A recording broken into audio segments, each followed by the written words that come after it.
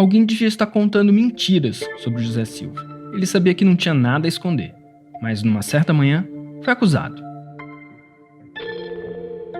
Depois disso, a vida dele se transformou. Os amigos e a família ficaram desconfiados. Ele perdeu respeito no trabalho e começou a viver como um inimigo do Estado, sem nunca entender bem o que fez e por que aquilo estava acontecendo. O José Silva é a minha versão do Joseph K., o personagem principal do livro O Processo, do Franz Kafka. E hoje eu vou recorrer a uma história clássica da ficção para explicar um problema complexo do mundo real. No livro do Kafka, o protagonista é uma vítima da burocracia. E nessa releitura, o José Silva sofre com as consequências do uso excessivo de tecnologia por parte do governo. Eu sei que esse plot parece muito mais com outra ficção, o livro 1984, do George Orwell. Mas ao contrário da história do Big Brother, no qual o mal que o sistema traz é visível, é explícito, o cenário do José Silva é diferente. Ele está no Brasil de 2021, e o governo sabe tanto sobre ele, quer saber tanto mais, que o resultado é uma falta de controle total sobre a própria vida. É como se o labirinto burocrático do Kafka se somasse a uma outra estrutura, também invisível e ainda mais incompreensível. Uma gigantesca teia de troca de informações, de dados, sobre cada um de nós, que torna impossível entender quem sabe o que sobre a gente. E o mais importante, como esse poder todo pode ser utilizado.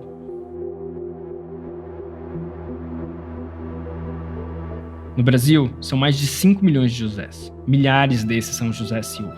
E a verdade é que o José pode ser qualquer um de nós. Ele é só mais um Silva, que não faz ideia de que o governo sabe muito mais do que precisa sobre ele. Eu sou o João Paulo Vicente, e no episódio de hoje do Dadocracia eu vou falar sobre isso.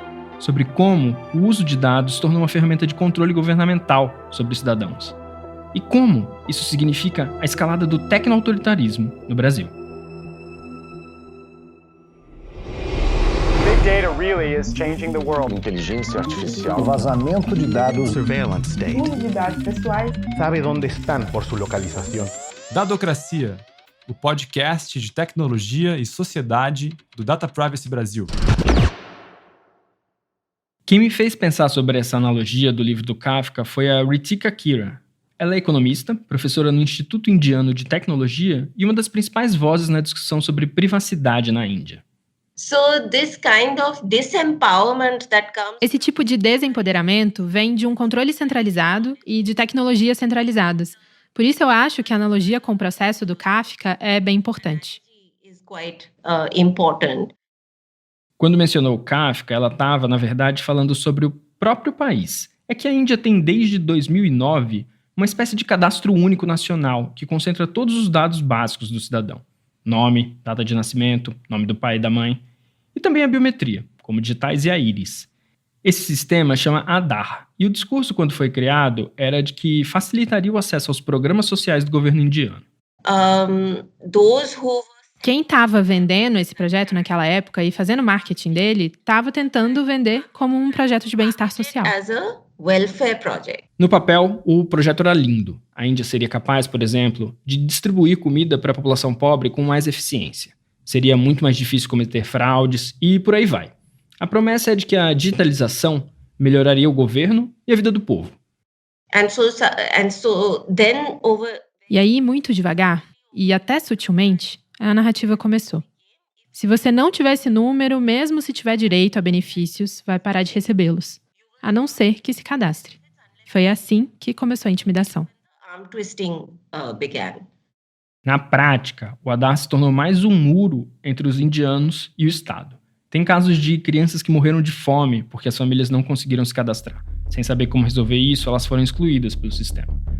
Agora, se por um lado as informações do governo não chegavam até a população, no sentido oposto, as informações do povo para o governo fluíram até bem demais. Aadhaar was never about welfare. It was mainly about data mining and collating data from different sources. O Aadhaar nunca foi sobre bem-estar social. É principalmente sobre mineração e coleta de dados. Essas são as palavras da Ritika. O que o governo pode fazer com esses dados? Muita coisa.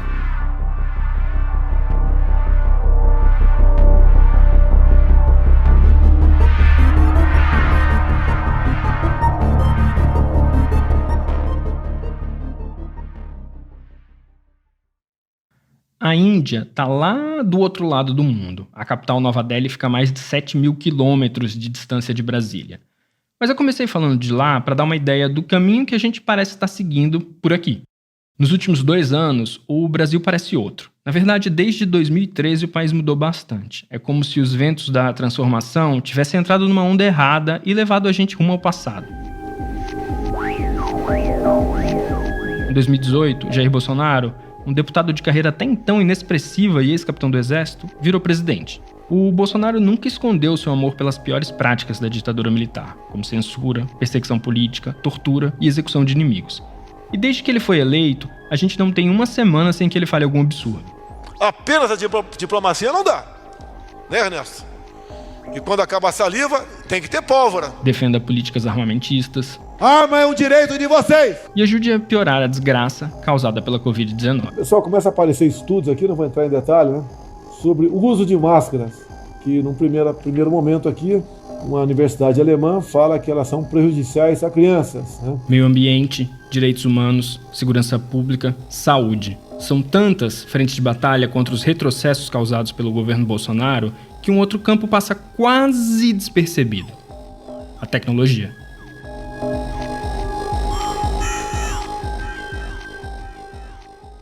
Eu não estou falando de tecnologia high-tech, como foguetes ou coisas do tipo, mas da maneira como o governo vem mudando o uso que faz de vários sistemas de informação.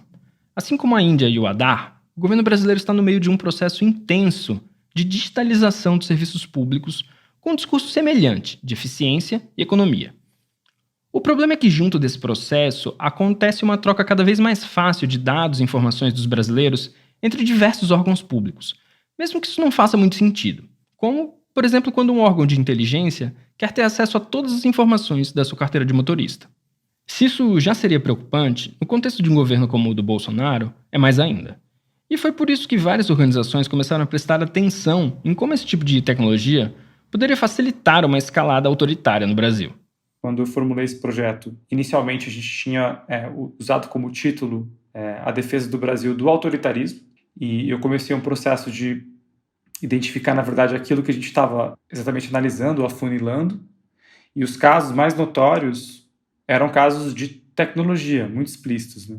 De uso de base de dados. Era o caso da ABIN, tentando puxar os dados biométricos da Denatran. Esse é o Rafael Zanata, diretor da Associação Data Privacy Brasil de pesquisa. O Zanata lidera desde o ano passado uma pesquisa que identifica inúmeros casos em que a tecnologia pode ser, ou é na prática, no presente mesmo, uma arma autoritária no Brasil.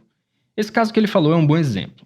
A ABIN é a Agência Brasileira de Inteligência, e eu peço que vocês guardem esse nome porque a gente vai falar bastante dele. Na metade de 2020, a ABIN fez uma parceria com o Denatran, o Departamento Nacional de Trânsito, para acessar os dados e fotos de todos os motoristas brasileiros. Todos. A coisa pegou tão mal que o governo cancelou essa parceria. Agora, é interessante a gente olhar para a justificativa desse acordo. Na época, a ABIN disse que essa troca de informações era legal porque havia decretos que permitiam isso. Esses decretos, publicados pela Presidência da República em 2019, também criaram o melhor exemplo dessa história que a gente está contando hoje: o Cadastro Base do Cidadão. Posteriormente, a gente tem 2 decretos na Presidência da República, que é o 10.046, que é o 10.047, que são os decretos que criam o Cadastro Base do Cidadão, e elas criam toda uma estrutura legal justamente para este grande cadastro de dados e a unificação desses dados. Quem você ouviu foi a advogada Estela Aranha, presidente da Comissão de Proteção de Dados Pessoais da OAB do Rio de Janeiro. Esse cadastro foi criado dentro da Secretaria de Governo Digital do Ministério da Economia. Na verdade, ele é como se fosse um cadastro de cadastros. É uma estrutura que junta diversos bancos de dados diferentes do governo em um único local e permite a vários outros órgãos consultarem isso de forma centralizada. A ideia é que quando você precisar de um serviço público, todas as informações já estejam ali e não seja necessário preencher um novo formulário, coisa desse tipo. Parece bem prático, né? Agora, quando a gente vê a dimensão real da coisa, assusta um pouco. Ele fala da centralização já de 51 bases de cadastros nacionais, de CPF, Renavan, CNPJ, enfim. Mas aí inclui as dados de educação, seguro-desemprego, folha salarial, salário dos funcionários públicos, que é outra questão, pacientes do SUS. Além de tudo isso, o Cadastro Base do Cidadão também prevê que sejam inclusos nesse grande banco de informações dados biométricos. sabe, como seu rosto ou sua digital, que nem na Índia. O cadastro único deverá conter características biológicas e comportamentais mensuráveis à pessoa natural que podem ser coletadas para reconhecimento automatizado, tais como palma da mão, digitais dos dedos, retina, íris dos olhos, formato da face, voz e maneira de andar. A maneira de andar. É difícil saber qual serviço público exatamente precisa saber de forma automatizada o seu jeitinho de caminhar. A não ser que o plano seja melhorar a situação das calçadas brasileiras.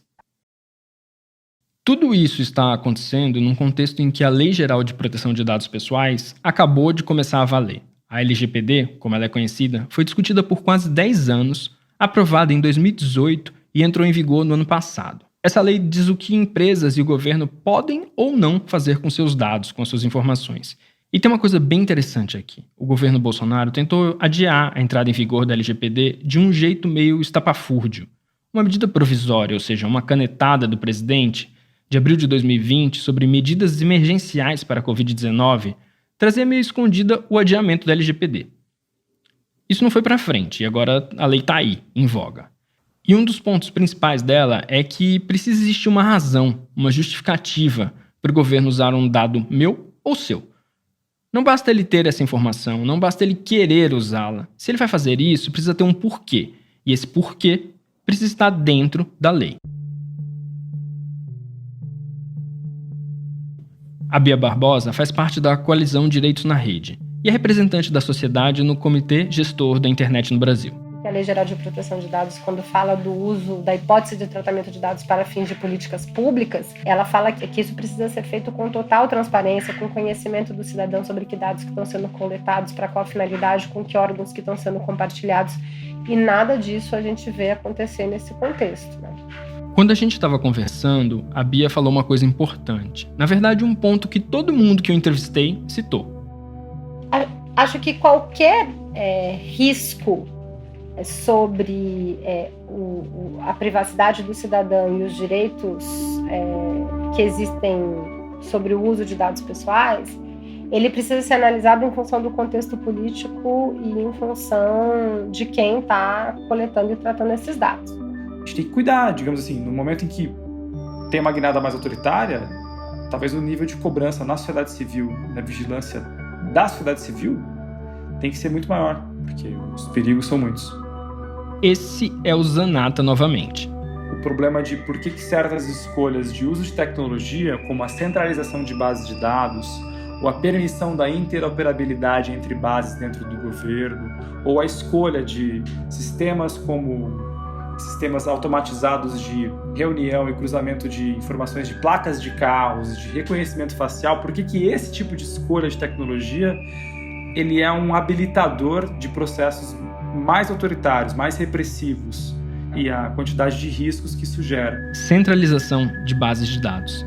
Essa é uma expressão-chave.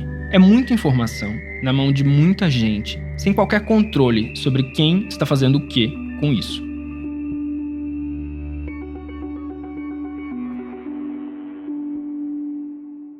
No começo de fevereiro, eu procurei o Ministério da Economia para ouvir a versão deles para o Cadastro Base do Cidadão. O Ministério disse que ninguém tinha disponibilidade para falar sobre isso, mas enviou informações por escrito. Aqui vão algumas delas. O cadastro visa a eficiência pública e a redução de erros e fraudes. Atualmente, trata apenas de dados biográficos. No futuro, são previstos dados biométricos. A adesão dos órgãos federais ao Cadastro Base do Cidadão ocorre para que consultem dados, mas não há centralização de dados. Hoje, esse cadastro tem apenas algumas informações vinculadas ao CPF, como nome, data de nascimento, nome da mãe e onde você nasceu. A ideia é integrar isso com outras bases de dados, como aquela do Denatran, que a ABIN queria acessar. Mas a verdade é que a pandemia da Covid-19 deixou esse processo um pouco mais lento. Mesmo assim, 34 órgãos públicos já conseguem consultar o Cadastro Base do Cidadão, como o Ministério da Saúde, o IBAMA e o ICMBio, ou a Agência Espacial Brasileira. E olha que eu disse que a gente não ia falar de foguetes hoje. Sabe quem mais? O Ministério da Justiça e Segurança Pública e o SEX. SEX com C, sigla para o Comando do Exército Brasileiro. Por e-mail, o Ministério da Economia também falou que o cadastro base já é utilizado em serviços como solicitar registro de pescador amador, obter aprovação de rótulo de água mineral e fazer o registro de obra audiovisual. Isso sem falar em várias funções do SUS, como acesso a medicamentos de alto custo. Parece legal, né? E, de fato, um uso mais racional de informações sobre os brasileiros pode permitir que o governo preste melhores serviços à população. Agora, o problema é fazer isso de uma forma tão abrangente, tão gigantesca, que nos deixa indefesos. Será mesmo que o comando do Exército precisa ter acesso à minha íris ou ao meu jeito de andar? Enquanto a gente conversava, eu perguntei para o Zanata qual foi a reação dele quando ele ouviu falar do Cadastro Base do Cidadão pela primeira vez. A minha reação foi de que, de algum modo, a história estava se repetindo, porque é a mesma narrativa, né? É a narrativa de que a eficiência está na centralização e de que o governo, acima de tudo, quer combater fraudes, né? Para mim, me veio a sensação do tipo, putz, de novo, lá vem de novo a mesma história, a mesma estratégia, né? De centralizar com essa ideia de que isso é benéfico, combateremos fraudes, e isso é o caminho da eficiência e da desburocratização. Eu não acredito nisso.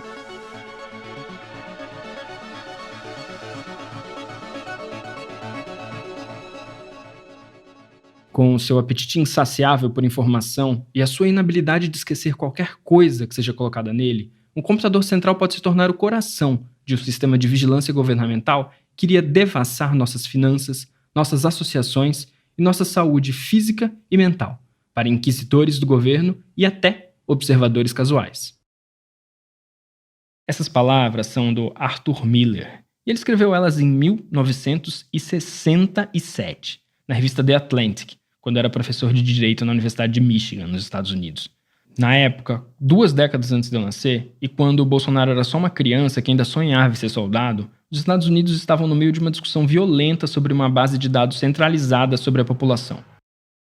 Esse é o Arthur Miller falando sobre isso em uma rádio de Chicago, em 1970. On occasion, I call it on the pathway to a dossier dictatorship as well, unless we watch our steps. Às vezes, eu chamo isso de caminho para uma ditadura dos dossiês, a não ser que a gente comece a se cuidar. Esse projeto era chamado de National Data Bank e foi proposto em 1965, mas logo em seguida passou a ser criticado por várias ONGs e pesquisadores, como o próprio Arthur Miller. Essa discussão acabou indo para o Congresso norte-americano e fez muito barulho. De repente, lá no finzinho da década de 60, a privacidade virou um assunto pop, que nem ela é hoje quando a gente fala de empresas como o Facebook ou o Google. Só que naquela época, assim como nesse episódio do podcast, o foco era o uso que o governo fazia desses dados. No fim da década, a ideia do National Data Bank foi abandonada. E isso foi um marco, diz o Zanata. Essa experiência dos protestos ao National Data Bank e como a discussão ganhou força, ela estruturou a primeira geração, né, de proteção de dados pessoais no mundo. Do lado de baixo do Equador, o Brasil também tentava criar um banco de dados centralizado sobre a população exatamente nessa mesma época. Esse é um capítulo bem pouco conhecido da ditadura militar, mas no fim dos anos 60, o SERPRO, uma empresa estatal de tecnologia, começou a discutir a criação do RENAP, o Registro Nacional de Pessoas Naturais. A ideia foi apresentada ao Ministério da Justiça como uma tecnologia capaz de aumentar a eficiência do Estado na condução de políticas públicas e simplificar a vida do cidadão. A gente já ouviu esse papo quantas vezes hoje? Quem conta a história do RENAP é o historiador Marcelo Viana. O Marcelo estuda uma área que pode parecer inusitada, a história da burocracia estatal. Isso levou ele a se debruçar sobre como foi a política de criação do campo da informática no Brasil. Uma tentativa de criar uma indústria nacional de computadores, nas décadas de 60 e 70. Essa política girava no meio de uma tensão entre pesquisadores acadêmicos, engenheiros e o governo militar. E foi nesse redemoinho que a ideia do Registro Nacional de Pessoas Naturais surgiu. E foi enterrada, em 1978. Levando em conta o contexto de abertura política na segunda metade dos anos 70, houve uma forte mobilização da comunidade técnico-científica contra o RENAP. Só que, ao contrário dos Estados Unidos, onde toda a discussão e polêmica foi pública, aqui ela não saiu dos meios técnicos. De certa forma, foram os próprios especialistas capazes de construir a infraestrutura do RENAP que sabotaram ele. Sabe por quê? Porque eles tinham medo das consequências de um registro como esse. A implantação do RENAP passou a ser amplamente debatida nos eventos acadêmicos, nas instâncias burocráticas, como um sistema que colocava em risco a autonomia dos indivíduos. Uma verdadeira ameaça contra a cidadania que estava em reconstrução no país. Do ponto de vista ético e político, haviam dúvidas sobre a destinação dos dados obtidos pelo sistema. O RENAP, ao despersonalizar um indivíduo, reduzindo-o a um código numérico, poderia repassar essas informações para o aparato repressivo, sem que houvesse minimamente um controle sobre isso. Dentro desse aparelho repressivo, existia um órgão especialmente interessado no RENAP. Era o SNI, Serviço Nacional de Informações, um órgão de inteligência criado pela ditadura em 1964. O SNI não existe mais. Hoje, no lugar dele, o Brasil tem a ABIN. O SNI foi desmantelado em 1990. Um ano antes, em 89, o Rubens Valente começou no jornalismo. O Rubens trabalhou por décadas na Folha de São Paulo e hoje tem um blog no UOL. Ao longo desse período, primeiro cobrindo a região norte do Brasil e depois ao longo do processo de abertura de documentos da ditadura, ele se aproximou desse meio militar e de inteligência. Então o que aconteceu? Comecei a conhecer pessoas do SNI, né? Antigos agentes, oficiais de inteligência na época, acho que o termo era agente, o termo usado. Então, eu vou fazer uma digressão aqui. Como o Rubens falou em agentes ou oficiais, eu aproveitei para tirar uma dúvida. Por que tanta gente chama os espiões brasileiros de arapongas? Eu creio que vem do pássaro, né? O pássaro araponga, ele tem um canto muito curioso, né? Metálico, né? É lindo, né? O araponga. Eu nunca vi na natureza, eu só vi no YouTube, etc.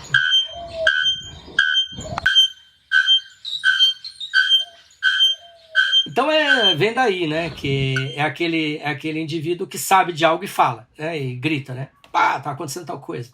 Acho que a ideia vem daí. Isso sempre incomodou muito, né? Os oficiais de inteligência, inclusive até hoje, eles se incomodam muito com esse termo, né? Eles acham um termo pejorativo porque está ligado à ditadura militar. Curiosamente, a ABIN tentou mudar o pássaro, inventou o carcará, chegou a fazer uns gibis, a ABIN. Esse é o canto do carcará. Também não é muito simpático. O Rubens tem até o gibi com a tentativa frustrada de rebranding da ABIN. Então ele é uma ótima pessoa para ajudar a gente a entender qual o lugar da agência nessa história aqui. Depois que o SNI acabou, em 90, o Brasil viveu quase uma década de discussão sobre qual o modelo de órgão de inteligência seria mais adequado ao país, considerando que a gente tinha acabado de sair da ditadura. Em 1999, o presidente Fernando Henrique Cardoso criou a ABIN. O que era dito dia e noite pelo governo Fernando Henrique Cardoso e que era repetido à exaustão, né? Investigamos fatos. Não procuramos pessoas. Não podemos fazer inteligência sobre pessoas. Esse era o mantra. Isso é o contrário do que existia antes. Nessa proposta, os oficiais de inteligência da ABIN andariam pelo Brasil e mundo afora, recolhendo informações para ajudar o governo federal em questões delicadas. Tipo como é a atuação do PCC na fronteira do Brasil com o Paraguai. Ou como o país poderia enfrentar melhor uma pandemia. Veja só. E isso, de fato, é feito. No começo do ano passado, por exemplo, a ABIN produziu um relatório indicando que o Brasil iria enfrentar problemas graves com a falta de UTIs nos hospitais por causa da Covid-19, recomendando o isolamento social como estratégia para controlar a doença. Enquanto a gente conversava, o Rubens ressaltou muitas e muitas vezes que uma grande parte dos servidores da agência atua dentro das normas e se preocupa em fazer da atividade de inteligência uma ferramenta importante para o desenvolvimento de políticas públicas.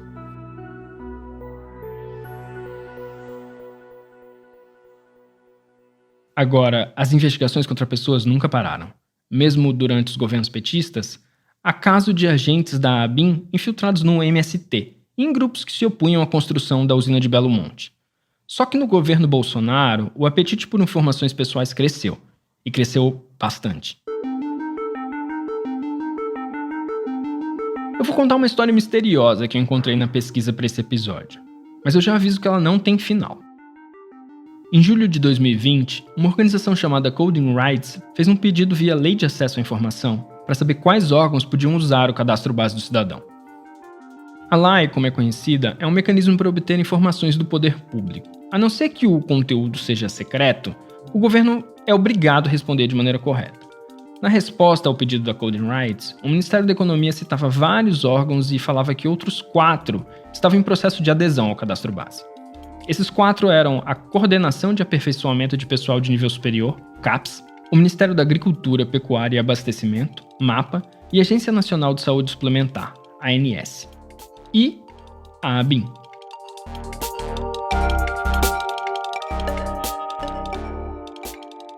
Agora a gente dá um pulo no tempo.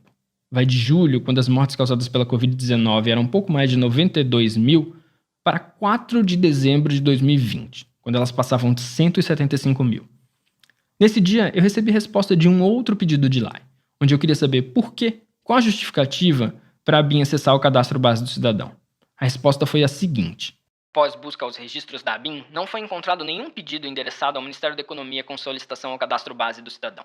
Assim como não foi identificado nenhum servidor com acesso a tal base de dados. Na lista de 34 órgãos que usam o cadastro hoje, que eu citei no começo do episódio, estão o CAPES, o MAPA e a ANS. Mas a ABIN, que um dia esteve no processo de adesão junto a esses 3, sumiu. No começo de fevereiro, eu entrei em contato de novo com a agência para tentar esclarecer essa dúvida. Eles me falaram que me responderiam. Eu esperei. Fiquei esperando e continuo esperando. Mas o aparato da ABIN ainda não é o suficiente para o apetite do governo Bolsonaro sobre inteligência. Vocês devem lembrar da famosa reunião com os ministros de 22 de abril de 2020, quando o presidente xingou muito e falou essa frase aqui. Sistema de informações. O meu funciona. O meu particular funciona. Qual é exatamente esse sistema de inteligência particular do Bolsonaro é difícil saber. Mas há uma tensão no ar.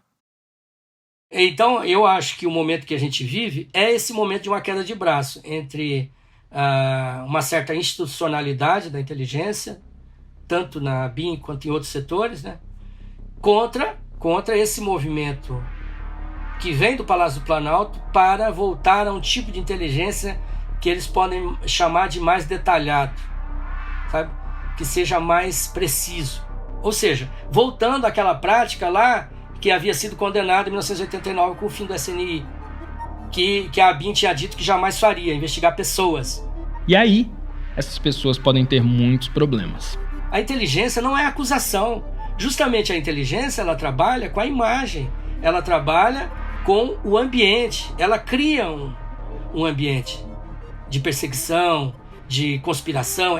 A inteligência ela trabalha exatamente no contrário da acusação. Ela cria as condições para que alguém puna. Ela é a semente da punição, né? Como no regime militar, né, muito depois que o regime acabou, as pessoas começaram a entender por que elas não progrediam na carreira. Então, o dano da inteligência ele é profundo porque ele trabalha no imaginário. Ele não trabalha na prova.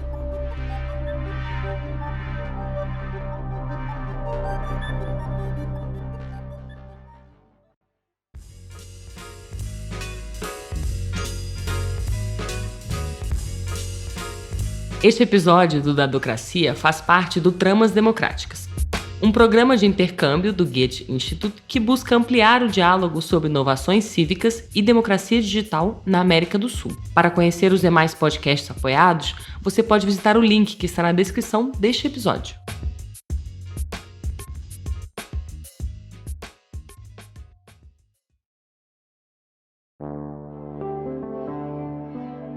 O Pedro Paulo Chaves é policial civil no Rio Grande do Norte há 9 anos.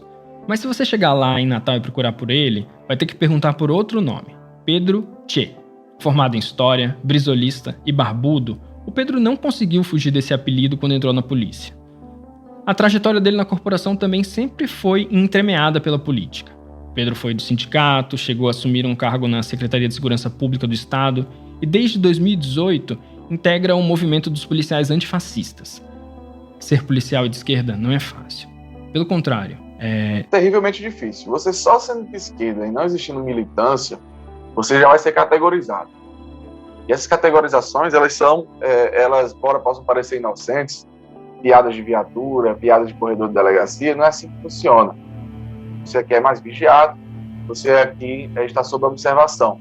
E essa é a forma mais inocente que se dá. Fora estigmatizações dentro da categoria, né, como traidor, amigo de bandido.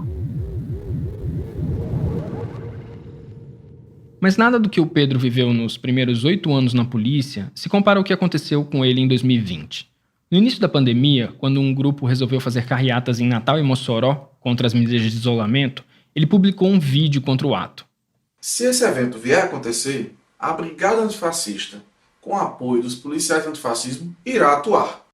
Essa fala do Pedro motivou o Ministério Público a abrir uma investigação por formação de grupo paramilitar. Eles fizeram um dossiê sobre a gente, de 650 páginas. 650. Nesse de 650, tem 100 e algumas páginas que são textuais dedicadas a uma análise mais estrita de quem éramos e do que defendíamos. É um texto que, se você ver os textos do DOPS, não vai ter muita diferença, não. Foi da mesma linhagem, fazendo uma análise política da nossa atuação. Além do mais, além de fazer esse texto horrível, eles ainda fizeram um favor de expor 24 policiais com nome, foto, endereço. Porque é uma coisa que não se faz. Eu já morei em lugares, por 1, 2 anos, que ninguém sabia que eu era policial. Por quê? É necessário, às vezes, questão de segurança, que ninguém saiba qual é a minha profissão. Eu não saio dizendo por aí qual é a minha profissão. Mas esse documento que expôs o Pedro e os colegas dele não foi o único do gênero. Alguns meses depois, ele ficou sabendo que havia um outro dossiê. Dessa vez, feito pelo governo federal. Quem são as pessoas que estão nesse dossiê? Porque eu, você, a Andréia, o Marcelo, o Sardenberg, a Flávia, somos todos antifascistas também. Quem que está nessa lista?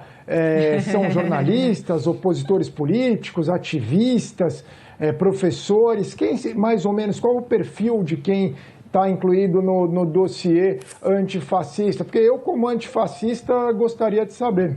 Bom, o Pedro Tchê estava nesse dossiê. Ele, outros 575 policiais que fazem parte do movimento antifascista e 3 professores universitários. Foi o Rubens Valente quem descobriu esse relatório. Ele foi feito pela CEOP, uma secretaria do Ministério da Justiça, e deveria ser sigiloso. Depois que a matéria foi publicada, o ministro André Mendonça teve que se explicar. Esse caso do dossiê contra os antifascistas revelou inúmeras vezes o ministro da Segurança Pública simplesmente vendido no tema. Praticamente ele não sabia. Chegou a dizer isso. Eu só soube que havia esse tipo de trabalho depois da matéria. Ele falou isso. Isso é um escândalo, né? Como é que um ministro de Estado não sabe exatamente o que está acontecendo na sua área de inteligência? O caso foi parar no Supremo Tribunal Federal. E o STF decidiu por maioria a suspensão de qualquer relatório sobre pessoas que são contrárias ao governo. O dossiê gerou discursos contundentes de alguns ministros, como o Alexandre de Moraes. Escuta só o que ele disse durante o voto. Não bisbilhotar e supor se essas pessoas, principalmente servidores públicos da área de segurança, são a favor ou contra o governo, são a favor ou contra essa ideologia aí. Isso é grave, certo? Que, como foi feito, está mais para fofocaiada, né, do que um relatório de inteligência. Se em termos de repercussão nacional o dossiê do Ministério da Justiça teve muito mais alcance, quando a gente vai ver as consequências mesmo, foi o primeiro relatório, aquele feito pelo Ministério Público do Rio Grande do Norte, que realmente atingiu o Pedro. O promotor chegou a pedir que ele fosse afastado da função e que a arma dele fosse recolhida, mas isso não aconteceu de fato. Também foi instaurado um processo administrativo dentro da polícia, mas ele depende do processo judicial, que está parado. É como se fosse uma carta na manga, que está guardada, que se eles pudessem atuar de forma dura e decisiva contra a gente, eles já teriam atuado. Mas como eles não têm nada, segura e espera a torcida deles e que a gente faça algo que dê algum sentido àquela coisa primeira e aí eles consigam alguma robustez para colocar para frente. Na nossa conversa, o Pedro nunca usou a palavra ameaça, mas a sensação que fica, pelo relato dele, é que foi isso que ele viveu e ainda vive.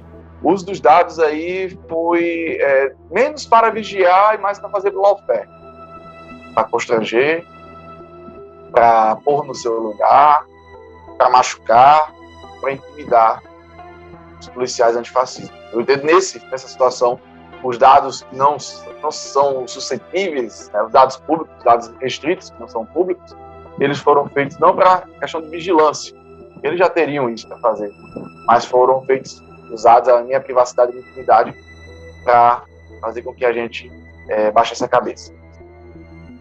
Já no caso do Ministério da Justiça, a sensação que se tem é de que houve o uso do equipamento estatal para fins políticos. Eu não vejo tanto ódio, eu vejo sim como da pragmática política. Esse governo escolhe inimigos, porque ele tem inimigos, ele não é um governo para todos, e aí eles escolheram a gente como inimigos e usaram as máquinas estatais, e aí veio o medo do uso dos dados, né? Sem nenhum tipo de auditoria, sem nenhum tipo de regulamento. A gente não tem como fugir à realidade. Essa ideia de um inimigo que precisa ser combatido é bem comum em governos autoritários. Quem me disse isso foi a Luciana Reis, professora de Direito da Universidade Federal de Uberlândia e pesquisadora do LAUT, Centro de Análise da Liberdade e do Autoritarismo. A gente foi atrás dela para entender o que caracteriza um regime autoritário e se faz mesmo sentido falar disso no contexto do Bolsonaro. Quando a gente fala do autoritarismo em termos políticos, especificamente, a gente está pensando num tipo de regime que, de alguma maneira, não reconhece ou reconhece parcialmente, apenas de forma formal, o que a gente chama de liberdades civis e políticas, né? Então, direitos como liberdade de associação, liberdade de expressão e de crítica ao próprio governo, o próprio direito à privacidade, né?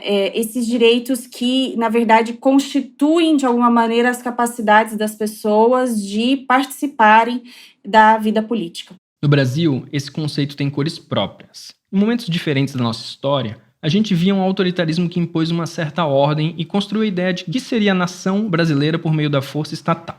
Isso aconteceu de maneira clara na era Vargas e na ditadura militar. Mas a Luciana diz que o que a gente vive hoje é diferente. É uma ascensão de características autoritárias no interior dessa democracia. Ou seja, não há golpes, mas liberdades fundamentais do sistema democrático estão sendo atacadas todos os dias, como a liberdade de imprensa e a liberdade de expressão. Então, existe aí um tipo de ascensão de poder autoritário que, de novo, não é um poder, assim, a gente não está vendo uma mudança constitucional para revogar o nosso artigo 5º, né, e dizer, não existe mais liberdade de imprensa no Brasil. Mas o exercício do poder, ele se dá pelas bordas, minando as instituições. Mas de que maneira a tecnologia e a proteção dos nossos dados, que são o assunto desse podcast hoje aqui, no fim das contas, entram nessa discussão? Elas entram porque a proteção ou o abuso desses dados traz impactos diretos na capacidade de uma pessoa exercer vários dos seus direitos fundamentais, que existem dentro de uma democracia.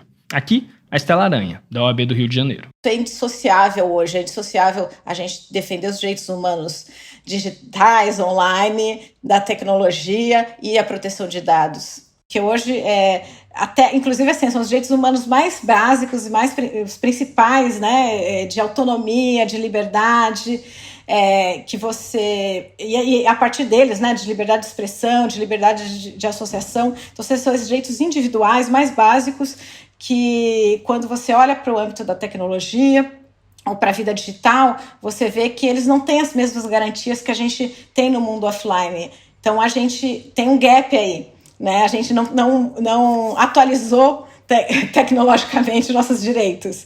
E se a proteção de dados é um direito, para o Rafael Zanata, do Data Privacy Brasil, a tecnologia, nesse contexto que a gente está discutindo, é uma facilitadora para governos autoritários. O Cadastro Base do Cidadão, sobre o qual a gente já falou aqui antes, pode ser um exemplo disso.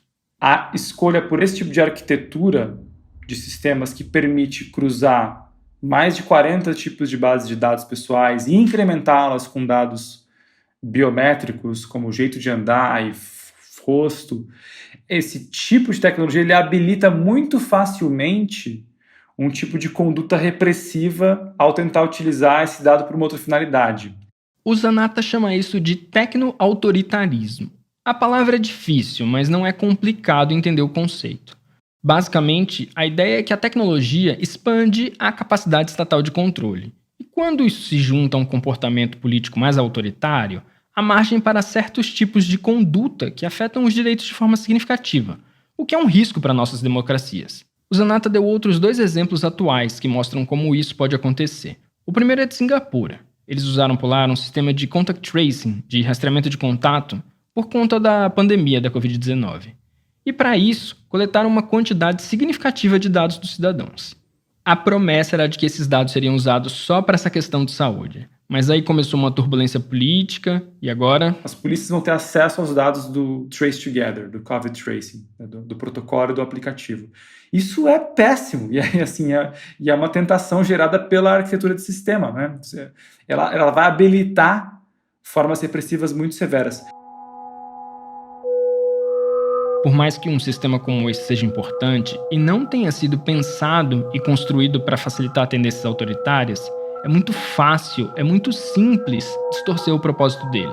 É como se o governo tivesse nas mãos um doce proibido, mas tão gostoso que é impossível não prová-lo. E esse doce é a nossa liberdade.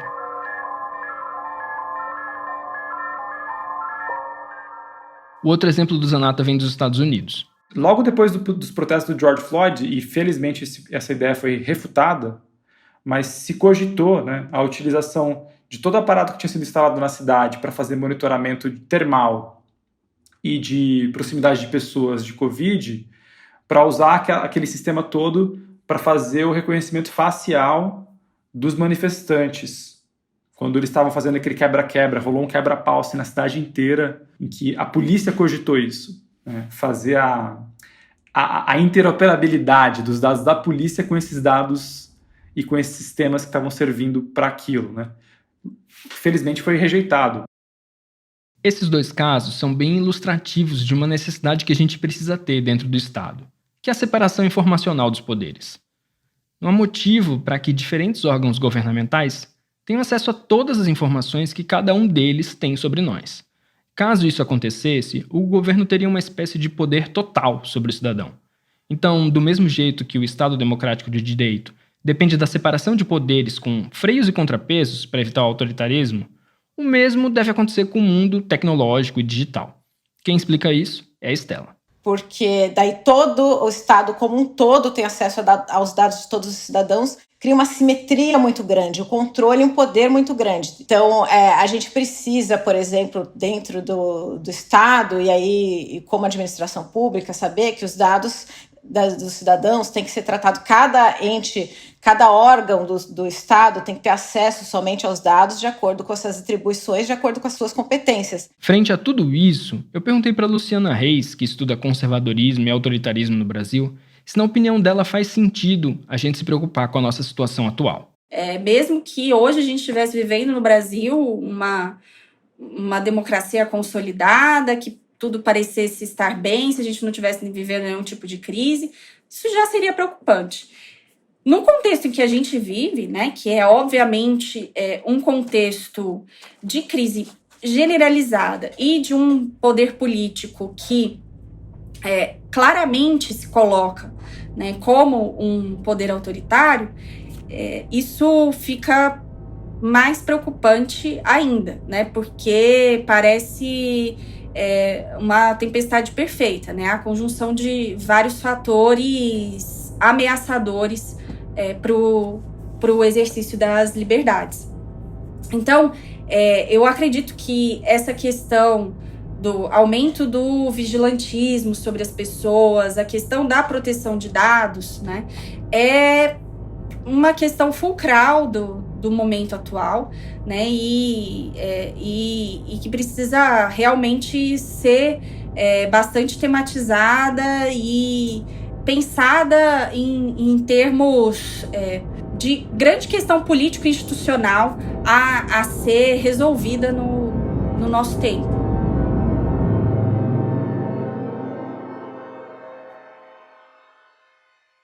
Na conversa que eu tive com o jornalista Rubens Valente, ele falou bastante sobre algumas mudanças no comportamento dos órgãos de inteligência brasileiros, que mostram um aumento de perseguições políticas.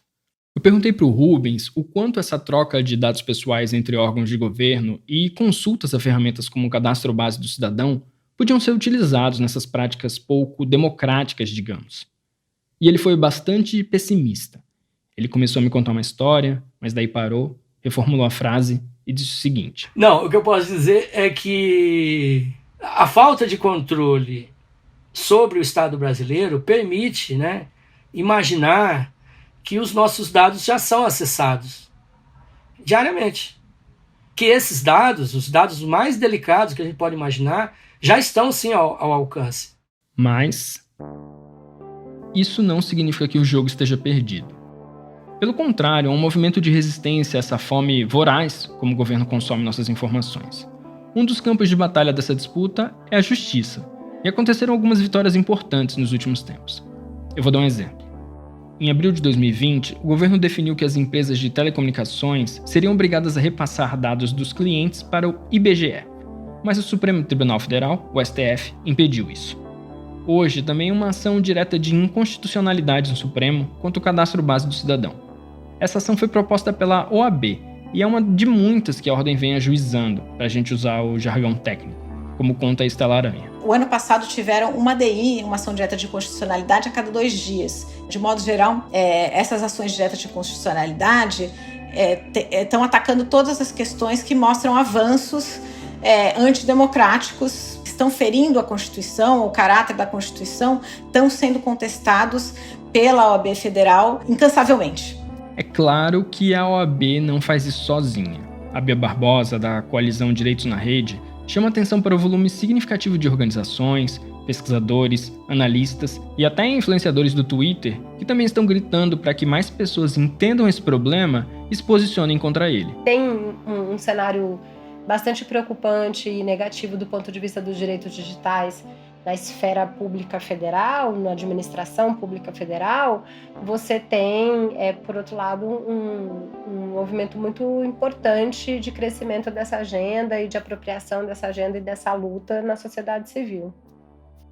É como se, ao invés de repetir o RENAP, onde a resistência à tentativa de um cadastro centralizado de pessoas feito pela ditadura aconteceu a portas fechadas, de maneira discreta, agora o movimento é rumo ao National Data Bank dos Estados Unidos. Uma briga gritada, uma briga popular. Eu acho que parte do esforço de falar sobre o tecno-autoritarismo e dizer sobre essas escolhas de arquitetura de sistemas e o potencial repressivo é aumentar a capacidade da população de se informar e promover grandes debates públicos democráticos sobre isso. Esse é o Rafael Zanata de novo. E se ele defende esse debate público, é porque acredita que há esperanças. A gente não é nem derrotista nem alarmista, no sentido de que estamos numa situação onde não há alternativas. Vamos descambar para a distopia de vigilância e controle populacional total. Não é isso que a gente acredita. Nada é definitivo. Sim. As escolhas feitas agora, as implementações de tecnologia podem ser desfeitas. Por mais que a resistência exista e que debater isso em público, no Twitter, na imprensa ou aqui nesse podcast seja cada vez mais necessário, é importante a gente deixar claro que essa vigilância autoritária é uma realidade na vida de muita gente. E assim como o Rubens Valente descreveu a perseguição na época da ditadura, muitas vezes isso acontece de forma escamoteada, criando um clima, uma coisa pouco tangível, mas facilmente sentida.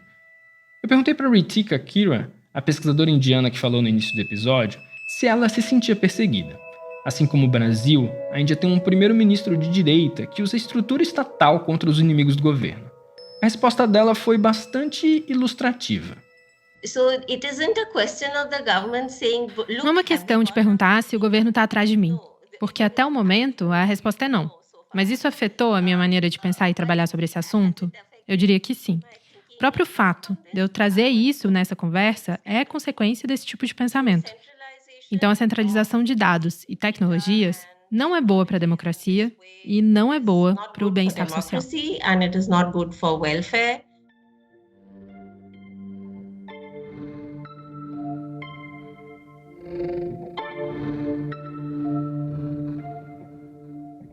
Lembra que no início do episódio eu disse que essa história toda lembrava mais o Processo do Kafka do que o 1984 do Orwell?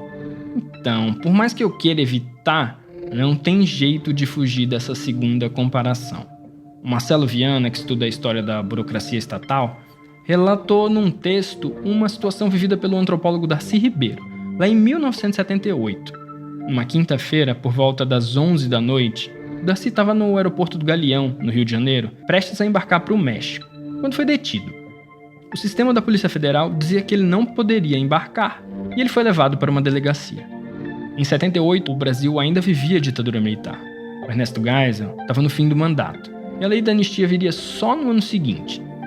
O Darcy Ribeiro não era uma pessoa muito querida pelo regime. Em 1968, depois do AI-5, ele foi preso e ficou 9 meses na cadeia.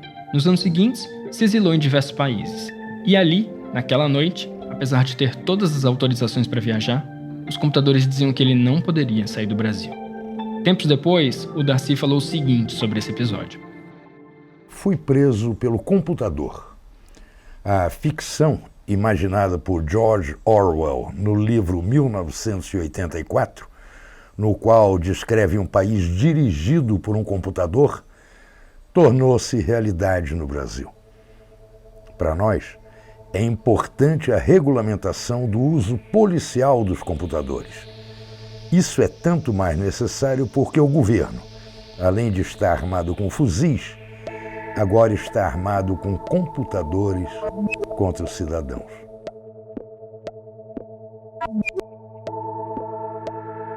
Os tempos são outros, o contexto é diferente, mas o sentimento parece que é o mesmo.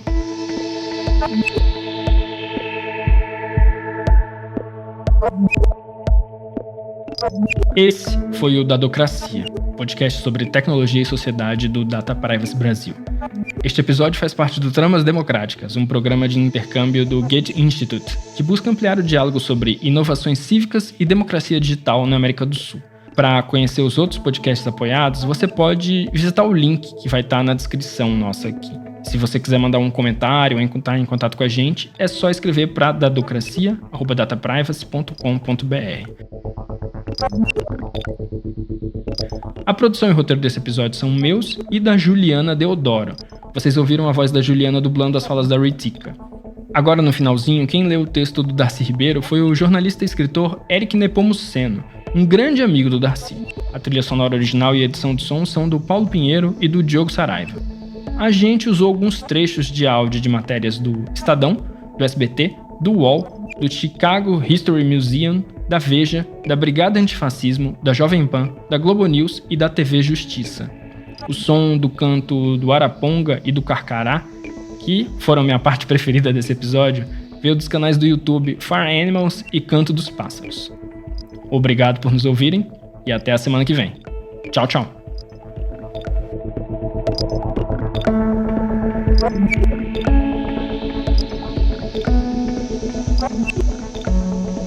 Thank you.